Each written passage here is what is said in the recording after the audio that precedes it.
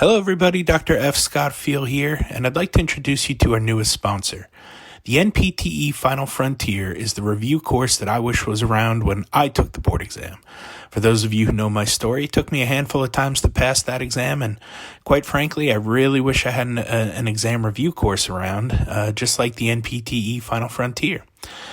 Check out their website, npteff.com, and use the code HET at checkout for 10% off to all of our listeners and fans. Hello and welcome to the Health Education Transformation Podcast. I'm one of your co-hosts, Mahlon Stewart from Columbia University. And I have as my guest today, my friend and colleague, Laurel Daniels Abbruzzese. And Laurel, among your many designations, you're an associate professor of Rehabilitation and Regenerative Medicine at Columbia University Irving Medical Center, and you're on the core faculty of the PT program. You're the director of the Columbia University Irving Medical Center Westside Dance Physical Therapy Performing Arts Fellowship. You're a fellow of the National Academies of Practice and a recent recipient of their Emerging Interprofessional Member of the Year Award. And you're on the steering committee of the Columbia Commons Interprofessional Education Group and the liaison to the Student Advisory Board. I've invited you, Laurel, to the podcast to discuss the National Academies of Practice, what it is, and some of the challenges with interprofessional education. Thank you so much for joining me today. Thank you for having me. So personally, basically through you, I only just became aware of the National Academies of Practice. I know it's been around for quite a while. The more I learn about it, the more fascinated I become by it. Could you tell us a bit about what the National Academies of Practice is, what their focus is, and how you became involved? Interestingly, physical therapy has only been a part of National Academies of Practice for about 7 or 8 years, but the NAP is the abbreviation for National Academies of Practice, has been around since 1981. And really the focus of the organization was to bring leaders in different healthcare professions together to advocate for and advise governmental bodies, regarding the healthcare system. So to make sure that no siloed profession is advocating for an issue alone, to really bring, groups together around shared values, and in particular, affordable, accessible, coordinated, quality healthcare. So believing that, healthcare is improved when healthcare professionals can work together in teams to treat patients. So that seems very powerful. So power in numbers, bringing a group of disparate professional groups together to speak as one is quite an amazing thing. How did you get involved? A few years back, I was part of a HRSA-funded grant project. It was a nurse practitioner-led, Jeffrey Kwong, at Columbia, and it was serving LGBT older adults in New York City. And it was a great interprofessional collaborative care team, PT, OT, nursing, medicine, psychiatry, social work. It was a great project. And at one of our physical therapy meetings, there was a leader in NAP, Jody Frost, who was passing out flyers saying, if you're involved in interprofessional work, please consider, submitting an abstract to NAP to present your work at this conference. So I learned about it through a flyer, submitted an abstract, and went to my first NAP forum and found it to be incredibly engaging. Like, it was not, even if you go not knowing anyone there were so many ways to pull you into meaningful conversations. At lunchtime, we were put at tables with interprofessional groups, so it wasn't just random seating. Oh, that's amazing. Everything was action oriented. All of the workshops and presentations were really inspiring and engaging, and I'm thinking, how can I get more involved in this group? This is a great group of people that want to make a difference. And so that's I started by just presenting my own research, and I love it. Pretty active. Can people just show up to a NAP conference? Do they have to be a member, or no? So the NAP forum is typically in the spring, in March or April, and you can sign up and attend just as a member. We actually the call for abstracts is open now. I think it closes September 21st. So if you are involved in any sort of interprofessional research, there definitely is, it's harder to get an abstract accepted if you're just doing it on your own in your own profession. But if it's interprofessional work, or if it's an educational program that would benefit multiple professions and you're going to put it out with other professionals, you could submit an abstract and present as well. So anybody's welcome. And there are even associate memberships you can join just as an associate member as well. You know, interprofessional education is such a big topic. It's such a wide-ranging and evolving topic in physical therapy education. And you and I have the benefit of working on a large academic medical center where it should seem like a no-brainer. No disrespect to Columbia. I mean, many of the nursing, the dental, the medical school, PT, OT, you have speech, we have nutrition, social work. Each program has its own curriculum, and then trying to do collaborative projects and to fit those into the curricula actually is a tougher sell than I thought it would be on such a big campus, because everybody's so focused on their own students, their own curricula. And yet we want to do these things. There definitely are some challenges to interprofessional education. And what are some of those things that you're finding? Like what are the big necessaries to have for successful interprofessional education? I think one of the first things is to make sure there's a shared understanding of what interprofessional education is. So just, having people from different disciplines attend the same lecture is not interprofessional education. You need to have the different disciplines learning with and about each other. So there needs to be some sort of exchange or dialogue where you'd actually learn about the perspectives of the other professionals that are in the room. So just attending a lecture wouldn't cut it for IPE. There are core competencies for interprofessional education. So before you can even get into the meat of curricular topics that you might have already in your program, things like understanding how to communicate, understanding the roles of the other professionals on the team, understanding teamwork and how that works, and what the shared values are. Those are some core competencies. So one of the things we did at Columbia to get around the logistical challenges of having a shared time in the schedule is we created an IPE orientation that's actually asynchronous and using technology. We have faculty from 10 different programs involved.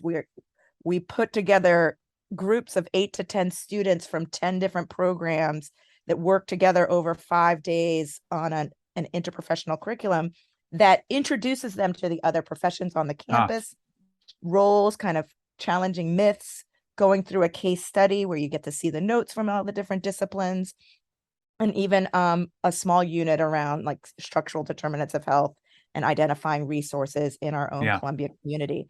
We do that just to get everyone on the same page when they first come in, because then you can build out, topics in geriatrics or topics in, social justice or weight bias or other topics where people may come together, pediatrics. I think that there are a lot of topics that we all cover in our siloed curriculums.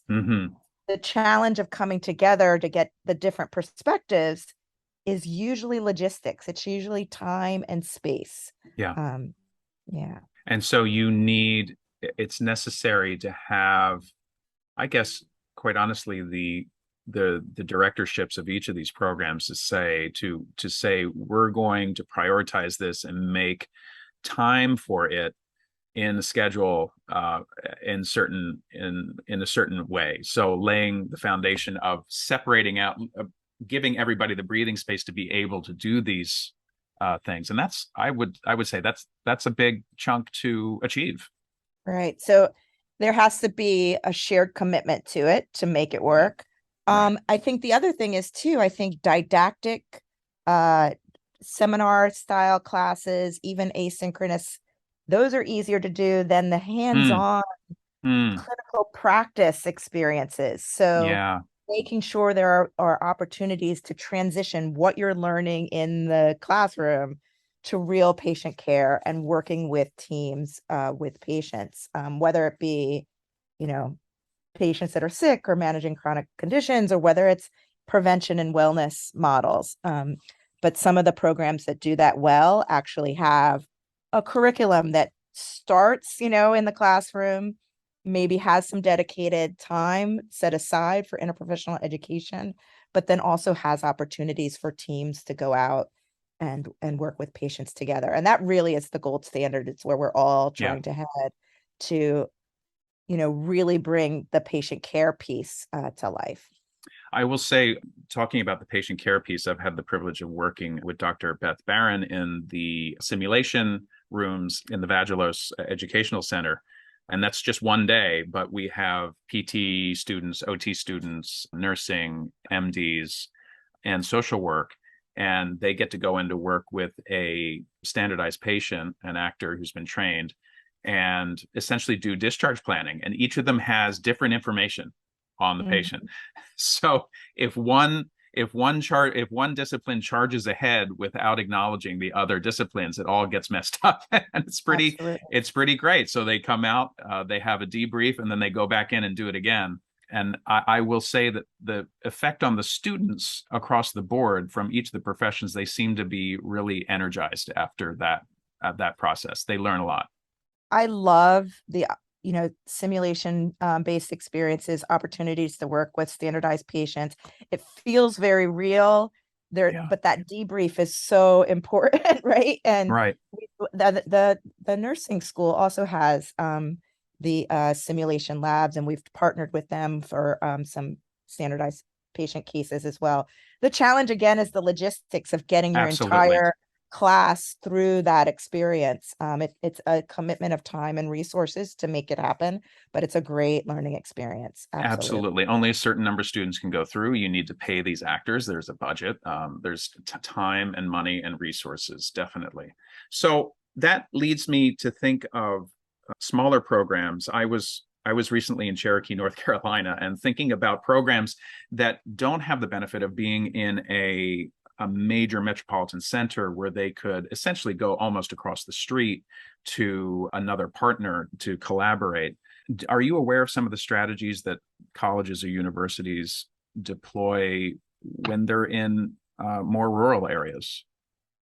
Well, certainly taking advantage of technology and doing things online, but there are definitely programs that partner with other schools. So it may not just be like, we're lucky enough to work with other programs within Columbia University Medical Center, but other schools may partner with another school. So your school may have PT and OT, and the other school has pharmacy, and then the med school is at another location, and they'll pull together. Of course, in those situations, the logistics and the planning takes that much more work, but it's absolutely happening in different locales across the country. And also thinking of service learning based experiences too, where people come together around serving a particular community, even though they come from different institutions. What a great way to do IPE, to have a common service oriented endeavor, have some sort of education up front, maybe on the ground before people see patients and sort of collaborate, and then perhaps a debrief after the event has occurred. Yes. Does that seem to be right on? Yeah, that would be amazing. I'm sure there's some examples out there. In fact, if people have examples, get in touch with us. We'd love to hear about them. Laurel, if you'd like to see anything happen with IPE in the future, I want to just pick your brain. Is there anything that you'd like to see happen? Do you have any particular dream for IPE, whether on our campus or across the United States or in PT education? And how would we make it work?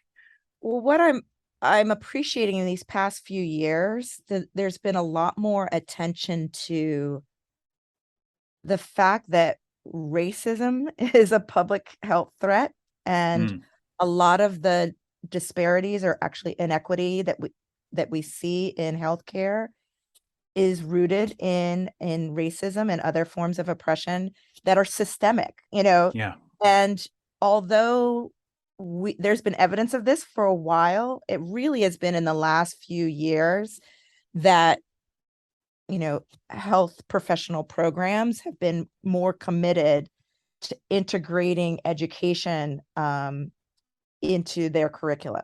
And I think this is a great place where interprofessional education can kind of take advantage of that, and let's learn about it together. How And not powerful is just that? at the student pre-professional level. I think clinicians are eager to really expand their knowledge base from a position of cultural humility, really recognizing we don't know as much as we need to know, and there's a Yeah. lot that we can do to improve care and improve teamwork and improve the way we communicate with diverse teams. So just your own racialized identity can impact how we communicate with each other, but we also have different hierarchies to break down related to Yeah. our professional identities, Right. whether it be MD or nursing or PT. How is that impacting communication and team effectiveness? So I think we can build on some of the work in terms of anti-racist pedagogy and the social justice curricula, and weave it into interprofessional education, both at the pre-professional level and professional level. So I'm doing some of that work in NAP. You mentioned NAP at the beginning. Yeah. I'm the task force chair for our justice, equity, diversity, and inclusion work. So we're writing a position statement, leading different efforts to do workshops and educational programming for all of the NAP members, just to advance our own knowledge and practice. I think now's the time, right? That's great. Way to lift all professions at the same time, and both pre-professional and professionals. Yes. That very powerful way to combine forces and to educate everyone, and to also break down a lot of barriers at the same time. Laurel, thank you so much for being on the podcast today. If people want to reach Laurel, you can go to the Columbia University's DPT program website and go to the faculty. Her email's right there. You won't find her much on social media, and I salute you because, you get a little bit more work done when you stay on social media. But anyway, I hope people come to the podcast, and thank you so much for being with me today. Thanks, Lonnie. Great to be here.